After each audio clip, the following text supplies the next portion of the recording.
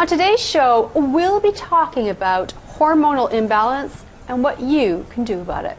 Hello, I'm Shannon Skinner, and this is Extraordinary Women TV.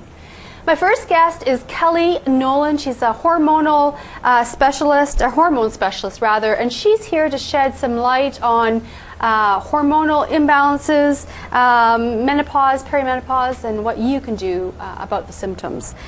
Later in the segment, before we take a break, I'll have my regular Good to Know Minute when I ask my guests for their top success tip. You'll hear Kelly's. In the second half of the show, I'll be joined by a Chinese diplomat based here in Canada. So stay with us for that. Kelly Nolan, it's so nice having you here today. Thanks, Shannon. Now, you are a hormone specialist. You are a pharmacist and the director of Evita Integrative Health Clinic. Yes, I am. Based in Brampton. Yeah. And thank you for driving all the way to downtown Toronto to be here today. No, it's exciting to be here. It's a great topic. Yeah, well, it's an important topic. Yes. It affects every female. Yeah. And men. And men, and men, yes. Men. That's right. That's right. They're not escaping anything here either, right? So really appreciate having you here to talk about this very, very important topic. Now, what is Evita Integrated Health? I mean, let's talk about, to give some perspective of what your business and your occupation is. Well, I've been a pharmacist for 25 years, and I opened Evita in 2009. And it's an integrative clinic and a compounding pharmacy on site. So mainly we specialize in hormone therapies for women, and we start them off with testing, and then we customize their program based on that testing. So what is Evita Integrated Health? I mean, give us an idea of what your occupation and your business is. Well, my vision of Evita was that it would be a place where women could come to get hormone therapies, and they would be counseled, tested, and then they would have a customized program. But we are expanding into men's health as well. Also, it's not just for women, it's for men as well? Oh, no, it's for men as well. Oh, they're wow. a little shy, but they're coming. It's getting more popular for men also. Oh, isn't that menopause? Now, what does, your clinic and what you do, I mean, how is it different from, a regular pharmacy? Well, a regular pharmacy wouldn't customize. They wouldn't have the Right. right equipment. They wouldn't spend the time to counsel clients and sit and listen to what their concerns are, and that's part of what makes it unique, is that different service that they're getting. So you get sort of a one-on-one conversation then with Yeah. your customers. Well, everyone goes through hormone imbalance differently. Yeah. They have different symptoms, and they just need to be acknowledged, and then they need to have a customized program for that. Well, let's talk about what is hormonal imbalance. Well, hormone imbalance starts in the teen years. And then it becomes more emphasized as women go through peri-menopause, which is over 35 and into their mid to late 40s. And then they hit menopause after that. So I get women as young as their 20s and as old as in their 60s calling me for treatment plans. And so how do we know we have an imbalance? I think you know by the degree of your symptoms, if you're not sleeping properly, how you feel emotionally, your weight. There's so many different symptoms, and they're so different for every person. And some women just get frustrated working with the traditional hormone replacement therapy that the doctors have, that they may seek something, again, more in tune to what they need. Right. They're worried about side effects of drugs, too. So hot flashes. Hot flashes, night sweats, depression, mood swings, low libido. Right.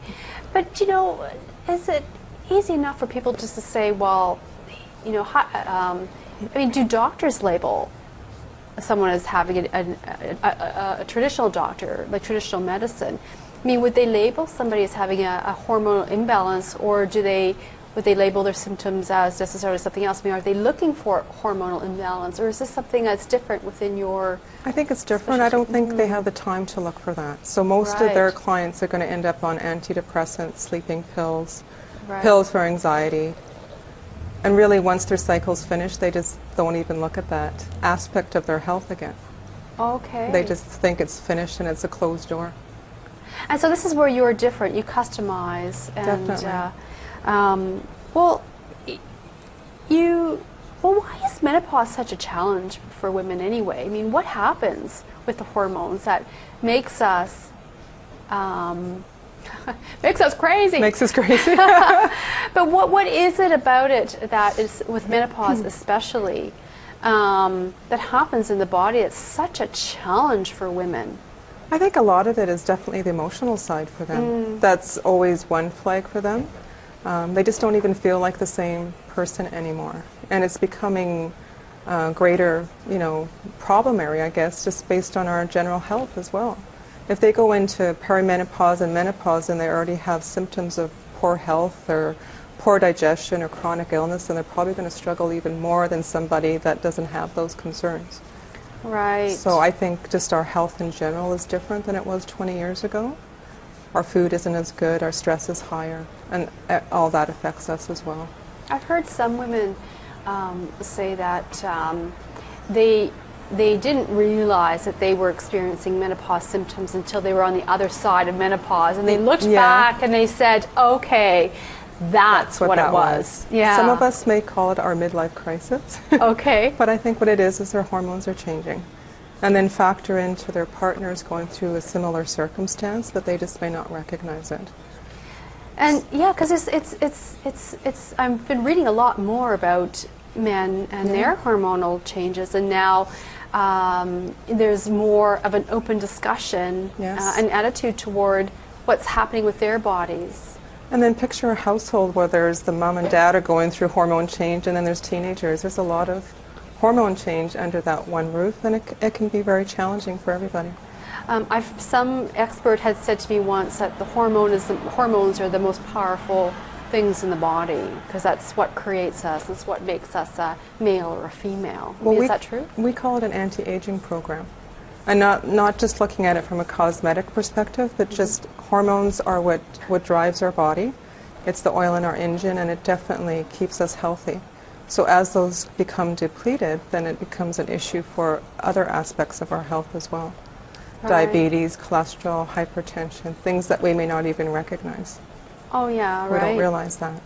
Well, what about adrenal exhaustion? I mean, that is something that's quite topical.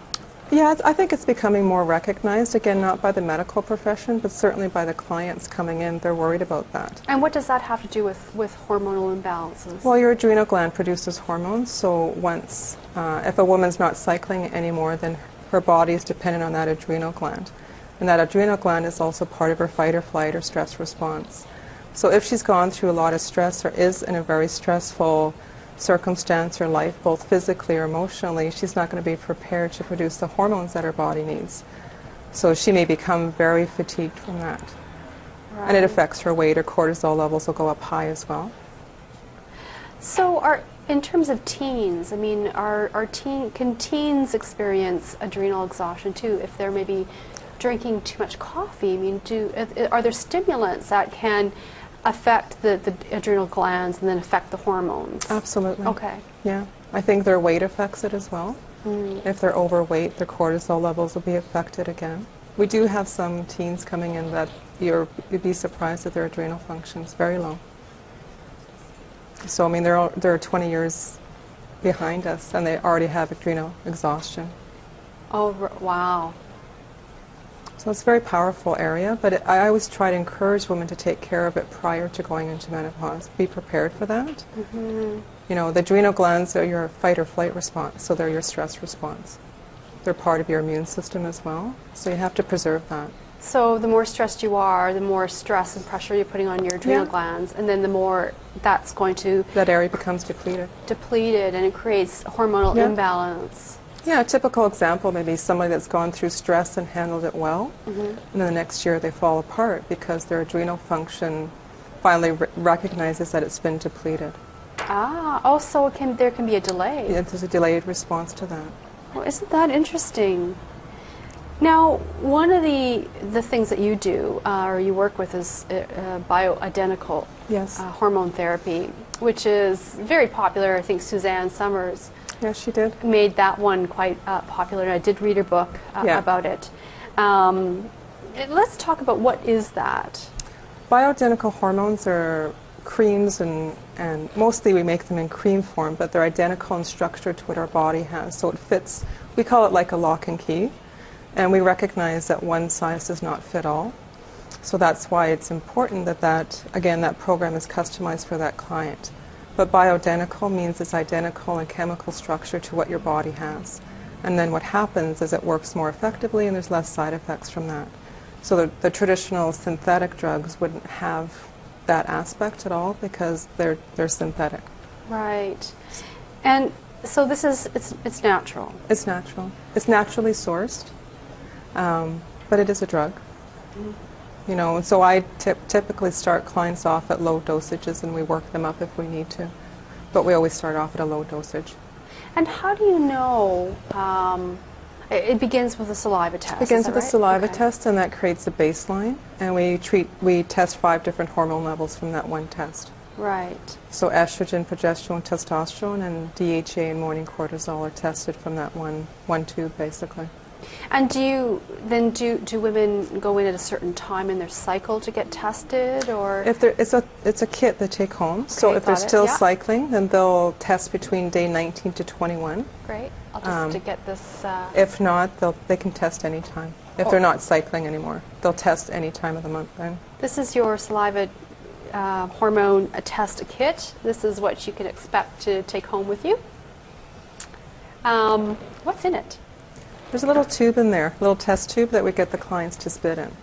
The reason they do it at home is it's done between 6 and 8 in the morning because we're testing their morning adrenal function. Oh, okay. So we call it the spit test. Okay. And they need to get this little tube half full, and then it gets sent out to a medical lab in Calgary.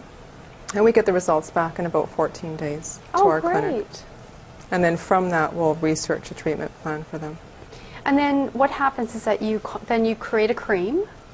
Yeah, there are, some clients may not go on to creams. Some clients may use detox programs, and other clients will use creams. Some of them might use it in a liquid form, but most commonly it's creams. Might be 2 different creams, sometimes 3 that they'll apply throughout, once or twice a day.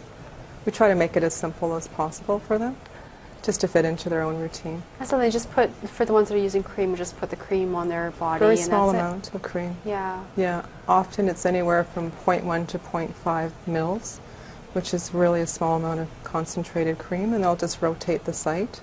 They might start at the bottom of one arm and work their way up, just so they don't get a build-up in the tissue area. Is there a difference? I know that some medical practitioners test hormone levels using a blood test versus a saliva test. I mean, is there a difference? Big difference. How so? Well, I find with blood testing that it doesn't always match that client. Sometimes it may indicate that that woman is in menopause when actually they're still having a cycle. And really, hormones don't stay stationary in blood. They move in and out of the bloodstream into the cells all the time, and that's why it's better to measure it at the cellular level than to measure it in blood. Really, for hormone levels to be high in blood, they'd have to have a lot of spillover from their cell into the bloodstream, so it's not a very accurate test at all. It really doesn't tell them anything, except the doctor might say, well, you're in menopause now, but they already know that. So we're just going to take a quick break, and before we do, Kelly, I've got my good to know minute, and I know that you've got a great success tip, so you go right in there. My recommendation to women is to take care of their digestion, make sure they don't get constipated, and do regular detoxification programs, and that will definitely improve their hormone health. Well, thanks. That's good to know. Thanks, Shannon. We're going to take a quick break, and when we come back, more with Kelly Nolan, hormonal specialist. So stay where you are.